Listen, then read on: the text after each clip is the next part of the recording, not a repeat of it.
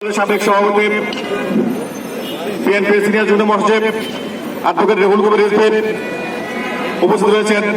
ছাত্রদল কেন্দ্রীয় সংসদের সাবেক সভাপতি বর্তমান বিএনপির প্রচার বিষয়ক সম্পাদক শহীদুদ্দিন চৌধুরী হানিফ উপস্থিত।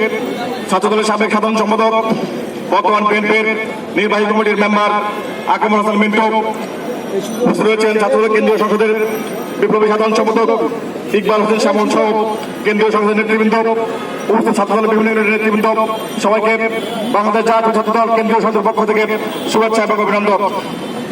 বন্ধুরা আমার, বর্তমানে আমরা এমন একটি বাংলাদেশে বসবাস করছে, বর্তমানে বাংলাদেশ এমন একটি সরকার দ্বারা পরিচালিত হচ্ছে যেখানে কেউ আওয়ামী লীগ যদি কেউ আওয়ামী লীগ করে, যদি কেউ ছাত্রলীগ করে, তবে তাদেরকে সকল প্রকার অপকর্ম করার জন্য সনদ প্রদান করা হয়, সার্টিফিকেট প্রদান করা হয়, লাইসেন্স প্রদান করা হয়। আওয়ামী লীগ কিংবা ছাত্রলীগ যদি কাউকে খুন করে, যদি কাউকে ধর্ষণ করে কিংবা অন্য কোনো অপকর্ম করে, তবে তাদেরকে আইন শৃঙ্খলা বাহিনী স্পর্শ করতে পারে না। আর যে সাধারণ মানুষ কিংবা জাতীয় শক্তি যারা জাতীয় শক্তিতে বিশ্বাস করে, তারা কোনো অপকর্ম করার দূরের কথা, তারা আজকে তাদের মতপক্ষের স্বাধীনতা থেকে বঞ্চিত, আজকে তারা তাদের অধিকার থেকে বঞ্চিত। আমরা কিছুদিন আগে দেখেছি আমাদের ঢাকা বিশ্ববিদ্যালয়ের ছাত্র শিক্ষক ডক্টর মোর্শেদ স্যারকে তার চাকরি থেকে অব্যাহতি দেওয়া হয়েছে। তার অপরাধ তিনি মুক্তিযুদ্ধ ইতিহাসকে জাতির সামনে তুলে ধরেছেন। তার অপরাধ তিনি মুক্তিযুদ্ধের সঠিক ইতিহাসকে, সঠিক তথ্যকে নতুন প্রজন্মের সামনে তুলে ধরেছেন। তার অপরাধ তিনি শহীদ প্রেসিডেন্ট জিয়াউর রহমানকে বাংলাদেশের মুক্তিযুদ্ধের ঘোষণা হিসেবে আখ্যা দিয়েছেন। যদি তাই হয় তাহলে আজকে আমরা বাংলাদেশ জাতীয় বলতে চাই, মুক্তিযুদ্ধের সঠিক ইতিহাস তুলে ধরার জন্য শহীদ প্রেসিডেন্ট জিয়াউর রহমানকে মুক্তিযুদ্ধ ঘোষণা ব্যাখ্যা দেওয়ার জন্য শুধু চাকরি থেকে অব্যাহত নয়, এদিকে জাতীয় সত্যি তার জীবন দিতে প্রস্তুত রয়েছে। বন্ধুরা আমার, আপনারা জানেন ছাত্রলীগ একের পর এক বাংলাদেশের বিভিন্ন শিক্ষা প্রতিষ্ঠানের খুন এবং ধর্ষণের রাজনীতি করে যাচ্ছে। এর আগে আমরা দেখেছি জাহাঙ্গীরনগর বিশ্ববিদ্যালয়ের ছাত্রলীগ নেতারা ধর্ষণের সেঞ্চুরি করছে। বুয়েটের মাধ্যমে ছাত্র আবরার ফাহাদকে নির্মম নির্যাতন করে ছাত্রলীগের নেতা কর্মীরা হত্যা করেছে।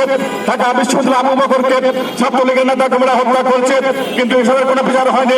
আজকে ছাত্রলীগের রাজনীতি মারাই খুন এবং ধর্ষণের রাজনীতি, এবং আমরা দেখতে পাচ্ছি ছাত্রলীগের যে খুন এবং ধর্ষণের রাজনীতি, যে খুন এবং ধর্ষণের অভিযোগ, তার সে ধারাবাহিকতা তারা অব্যাহত রেখেছে।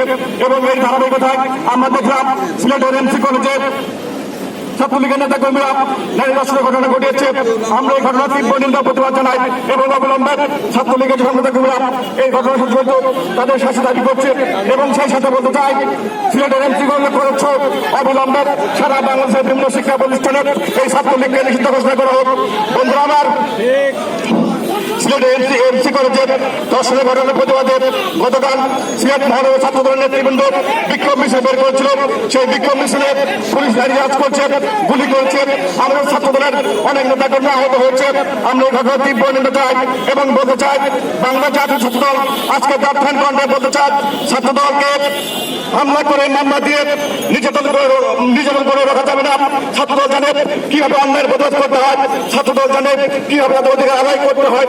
ইনশাআল্লাহ এই ছাত্রদলের নেতৃত্বে খালেদা জিয়া এবং দেশ একজন তারেক রহমানের নেতৃত্বে এই ছাত্রদলের আগে এই সচেতনতা প্রথম হবে আশাবাদ ব্যক্ত করে আমি আমার বক্তব্য শেষ করছি।